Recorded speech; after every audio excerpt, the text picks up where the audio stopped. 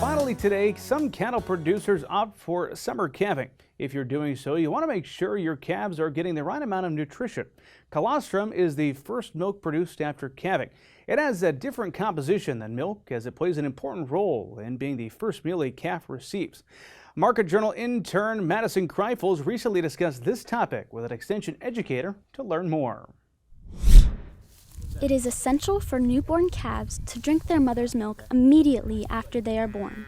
This milk will help boost the calf's immune system and prevent health issues. So colostrum is the first milk that cow produces. It has several different ingredients that are really important for calf health and that's going to set it up for the rest of its life. The main one that we always hear about is the immune support, so the immunoglobulin IgG, which is basically antibodies from mom. The mom will actually put those antibodies into the colostrum, and then that calf will absorb those across the intestinal lining. And it also contains some white blood cells, which is another form of the immune system for the calf that helps locally prevent any sort of pathogens that might be affecting it. But in addition to that, it is also a really good source of protein and energy. That's what helps that calf really get up and get the vigor to get going once it's born. In fact, it's about double the amount in just the regular milk that's formed from the cow. So it's very rich in that. And then the final thing is vitamins. So it does contain vitamin A and E. Vitamin A is an immune stimulant, so that also just helps protect that immune system. And then vitamin E acts as an antioxidant, so any sort of inflammation that calf might be experiencing. There are several negative effects that stem from a newborn calf not receiving the correct amount of colostrum from the mother. Well, if the calf does not get the colostrum intake, then we label, potentially they will not build up their immune system. So those calves now will gain this condition called failure passive transfer. So failure passive transfer calves have been researched multiple times across the area, and we know that these calves will actually have an increased risk of being sick and or dying before weaning. And then if they do make it past weaning, we know that their weaning weights are going to be a lot less than their counterparts that have got a good amount of colostrum.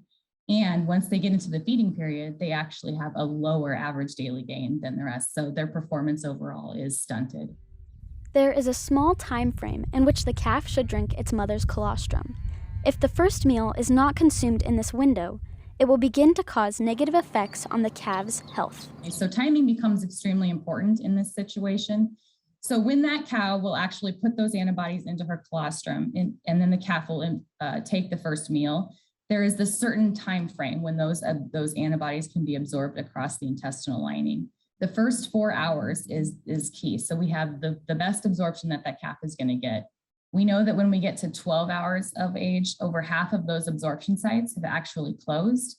And when you get to 24 hours, so 1 day old, we have almost complete gut closure, meaning none of those antibodies are going to be absorbed into the immune system. So now that calf is going to have a much harder time fighting off any sort of pathogens that it might be exposed to.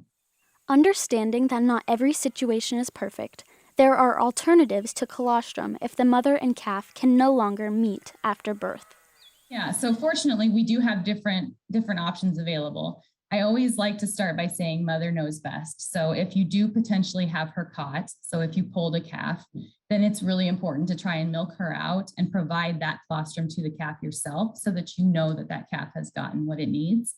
But I understand we don't always have those perfect situations. And so if you are not able to get that pair back together, then there are different options out on the market. So you can potentially actually save some from your herd. So if you unfortunately had a dam that lost her calf, you can collect that colostrum and freeze it. And it is good for a year. Keep it in Ziploc bags in the freezer, and then do a slow thaw to use that when you need it on your calf.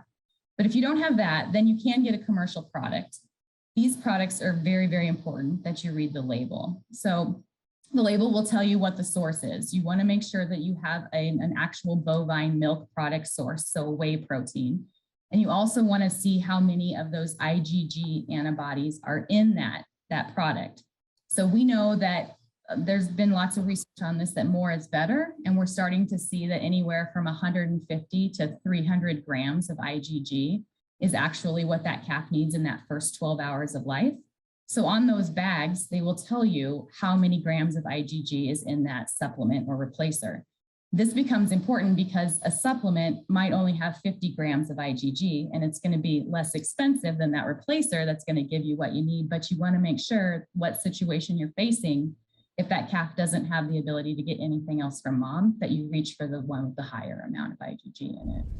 Although colostrum is essential to the development of a newborn calf, we must always be prepared for the worst-case scenario to ensure we continue to produce healthy calves. Calving season, I understand there's a lot of things that are out of our hands, especially Mother Nature. So it's easy to say that you aren't going to be able to see 100% of your calves get the amount of colostrum that they need. However, if you understand how colostrum's formed and the timing that's important there, and then you create a solid management plan that also includes a nutritional program for your cows and a really good veterinary relationship, then I think with those tools, you can be prepared for anything that comes at you. A calf's first meal dictates the remainder of its life.